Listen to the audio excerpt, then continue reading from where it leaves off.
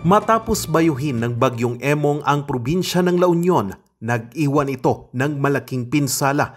Isa na sa mga naapektuhan dito si Alvin. So far in our lifetime siguro this is one of the worst na nangyari dito. Ang daming naputol na puno, ang daming kuryente na nasira.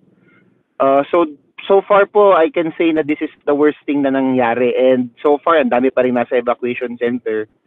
Bagamat pinadapa ng sakuna, hindi ito naging hadlang para magbayanihan ang mga Ilocos. Ang grupo nila Alvin na Rotary Club of San Fernando alok ang tubig para sa mga residente.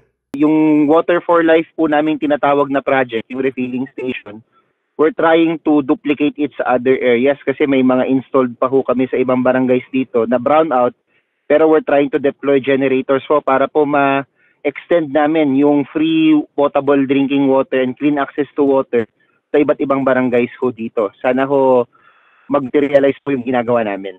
Nag-alok din ang Trinity Volunteer Fire Department Incorporated ng libreng tubig sa mga residente. Maliban sa tubig, alok din ng iba't ibang establishmento ang charging stations. Ito'y dahil hindi pa rin naibabalik ang supply ng kuryente sa malaking bahagi ng probinsya dulot ng mga nagtumbahang mga puno. Ang mga kinatawan ng Coast Guard tumulong na sa pagtatanggal ng mga nagtumbahang puno.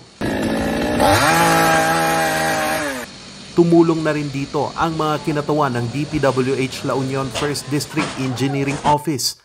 Ang DICT hatid ang libreng charging station gamit ang kanilang Government Emergency Communication System Mobile Operations Vehicle for Emergency o GECS MOVE. Sa latest na situational report ng Pamahalang Panlalawigan ng La Union, 7 bayan sa ngayon ang wala pa ring kuryente habang naibalik na ang kuryente sa ilang bahagi ng bayan ng Bawang at San Fernando City.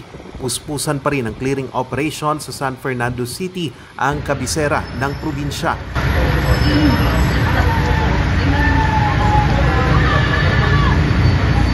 Ang Centennial Acacia tree na ito sa plaza hindi pa rin tuluyang natatanggal sa laki ng puno. Itinumba rin ang ilang poste at flagpole sa provincial capital.